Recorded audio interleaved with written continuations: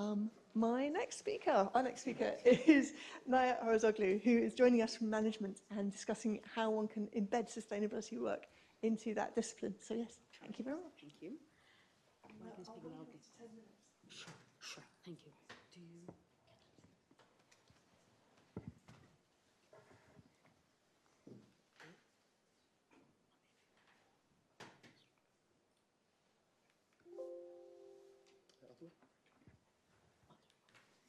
Perfect. All right.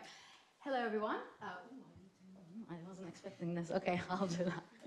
So my name is Nayat, and I'm an assistant professor of education in the Department of Management, for those of you who don't know me. And today I'm going to tell you about my journey of embedding sustainability into my first year course on the BSc Management. And you'll see throughout my presentation that it's been very much a journey that I took with my students. So there was a lot of student partnership throughout.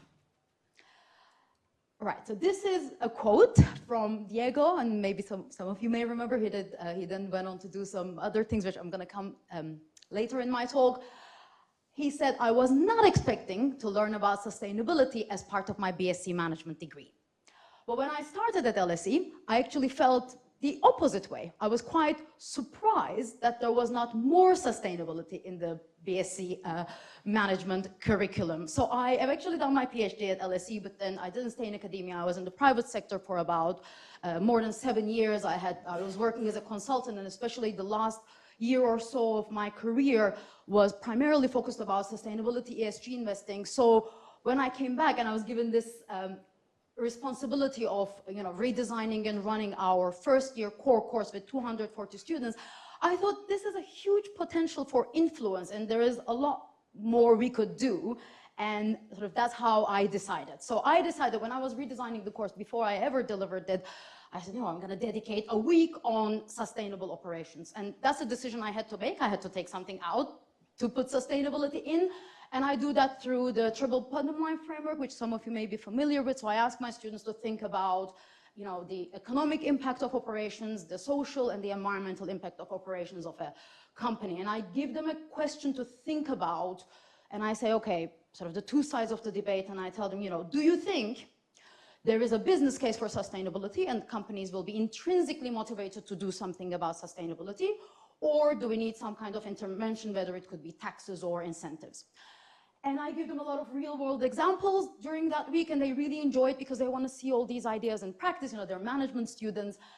And something that I wanted to do from early on is I didn't want to preach about sustainability. Everybody knows you have to be sustainable and you have to do all these amazing things, but that's not the reality of business. People just don't do it. And I wanted to think about, because they're going to graduate, they're going to become managers, leaders. I wanted them to think about, okay, will you actually do it, or won't you do it? I wanted to give them a platform to say, I'm happy for you to say you disagree. And actually, to be able to probe that, at the beginning of the lecture, I ask them the question, I give them a quote from Friedman, and I tell them, the quote says something along the lines of, the only responsibility of a business is to generate profits. Do you agree or do you disagree? And I have to say, I've been doing this for about 4 or 5 years now.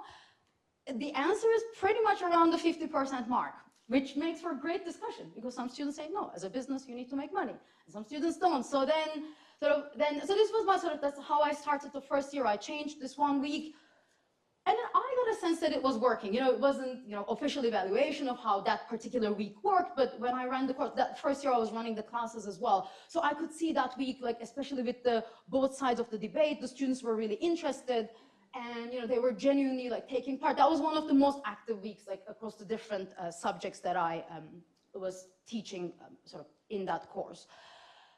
And then came the moment about, maybe about a year or so later, I found out that the student who was the owner of the first quote, he became part of this movement within LSE about researching how it can be embedded into, and he started advocating, because he said, I remember he presented at the education forum that year, and he said, when I started, I thought it's something only geography students study. I didn't think that management students are going to talk about it. So, and when he was giving the presentation, he said MG 104 really inspired me to take more part in this. And then at that point, I thought, okay, no, maybe I was right. I could have some impact. And then the students that I influenced go on to influence other people. So then that motivated me to do more. So because I then spoke to Diego, I found out about the Education for Sustainability Leads Network. So, and if you are thinking about adding more sustainability to your course, I think it's a really brilliant community. If you want to get involved, you know, we meet, we discuss different ideas, and through one of those meetings,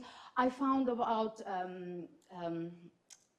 other lectures working with students, where the students are helping redesign the courses, and I thought, you know, this is a great opportunity for me. So I applied for funding from for Education for Sustainability, and I got funding for 2 students. And I didn't know who these 2 students were going to be, and I didn't even know if anybody was going to apply. But I just wanted to tell you just about when the program team sent the email saying, you know, there's this opportunity to help Nayat redesign MG 104. I was so sorry. We got so many applications, and within the applications, it turned out to be some kind of a competitive process. And there was, when you read the applications, the students were really interested, and they had a really sophisticated understanding. I think more so than I thought that there was interest. So I just wanted to share this with you. You know, if you are thinking about doing a bit more, or, you know, starting something, I think students are just looking for ways to be engaged. And I think it's important that we create those opportunities. And now, you know, I got these applications, and between those applications, there were 2 like really brilliant applicants, Daria and Laksha. So they came along, and they did 2 different projects effectively, and they designed the activities themselves. Like they were really creative. They did so they've just finished the course, and then they could reflect back and think how it could be improved. So one of them worked on, because when I introduce sustainability, it's still like one of the subjects, and then we move on to something else every week. We do different topics. So Daria created these small exercises that can be integrated into the seminars of different weeks, for example, where we study supply chains.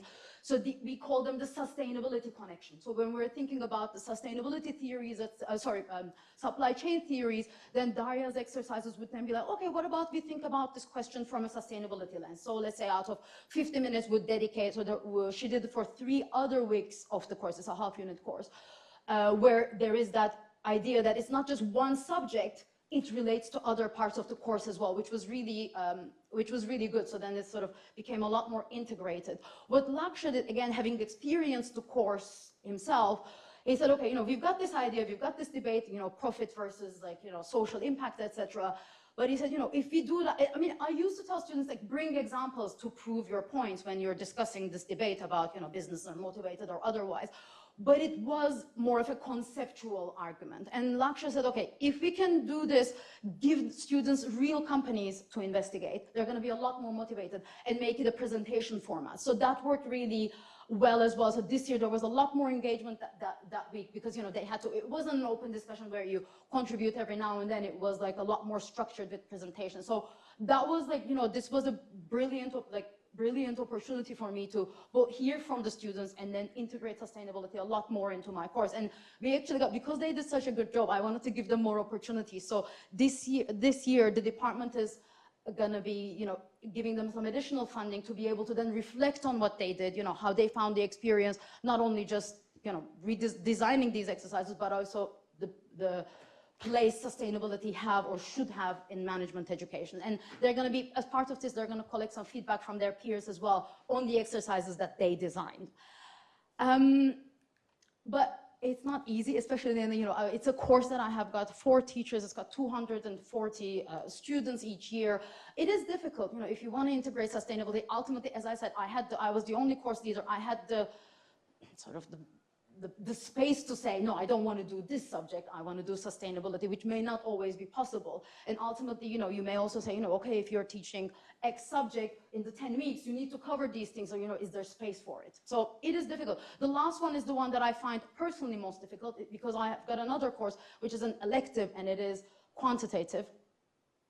I'm struggling to do. I haven't integrated sustainability in that one, and I find that difficult. So I know it's not always going to be possible, but I think for me, my sort of message would be, is there anywhere, somewhere, that you can start that conversation? It doesn't have to be that you have to dedicate a week, but are there any small ways that you can integrate into your existing content? So for example, with quant courses, I've thought, okay, maybe let's say you're teaching forecasting, can you give them some data, I don't know, about usage of water resources, and they use that data to then, you know, they just get them thinking, maybe not so much about the theory of sustainability, but just the problem. Or can you give them a context where they are solving a numerical problem, but the problem itself is related to sustainability. Case studies, I think, if you are teaching anything on case studies, for example, one of the exercises Daria did, it's a supply chain case study. There's a discussion about, onshoring, offshoring, etc. I think if you've got a context, it's an easy place to start. You just add one more question and they just think about it from a sustainability lens. The final thing, sort of the more practical advice that I wanted to share with you is I use my formatives in a strategic way to get them to, because it's one thing you teach 1 week of sustainability, it's one thing you have class discussions on sustainability, but I mean, the reality is that students are only really, really thinking and reading and writing about something when it's some kind of an assessment. And in my course, about 50% of the students take part in the assessment, and I set my formatives on sustainability, because ultimately they want to understand what are the expectations of the course, the writing style of the course, how can you gather company data, use your readings in your report, etc. But I set them on sustainability. And I think it's a low-risk way to get this. So now I know 50% of my students are actively thinking about it, not just doing the exercises. So that's the end of my talk. So I think my key takeaways are, it doesn't have to be a big thing, especially if you're running a large course or a large program. You can start small and experiment. There will be things that can be done. I'm not saying always, but I think there will be things that can be done. And there is genuine student interest in this subject. And there's a lot of opportunities, as I said, the education for sustainability community, there is like funding and also support from Eden Centre, from departments. But I think for me, the most enjoyable part of this journey has been like working with students as partners, because, not only they created the exercises themselves. Like, of course, we discussed, we had a couple of iterations, but they were absolutely brilliant and really, really creative. So that was, and every time I do something with students, like both with Diego, Laksha, or Daria, I'm always inspired to do more. So I'm always looking for, okay, they really liked it, what's the next step? And looking forward, I think I want to have a positive view. I feel the last couple of years, everybody's been talking about AI a lot more than they do about sustainability. And I actually try to see that as an opportunity as well, because AI has a huge social and environmental impact. So that could almost be a conversation starter about sustainability. But we also now have a global school of sustainability, which I'm sure is going to, bring the focus back to sustainability a little bit more. And the final thing is, as teachers, as lecturers, as professors, we're always very busy doing the one thing. We're marking, we have to teach something, we've got such and such many hours, we have to respond to this email. But I think sometimes we forget how you can influence students. It could just be something like, you influence a lot of students to make little changes, but it will accumulate over time. Or you influence like 1 or 2 students in a way that they're going to go and make some huge change. So I think, it's challenging sometimes, but I have found that is worth the journey. So thank you very much. Nayat, thank you so much. That was really inspirational. Do we have any questions for colleague?